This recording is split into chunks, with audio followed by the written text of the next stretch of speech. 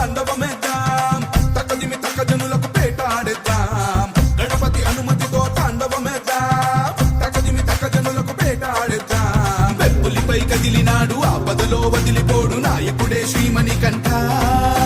మోహినికి నందనుడే శంకరుడి బిడ్డడులే నీ శరణం శరవణ భవమే కలిగాలిని బంధించి విజయాన్ని అందించి వర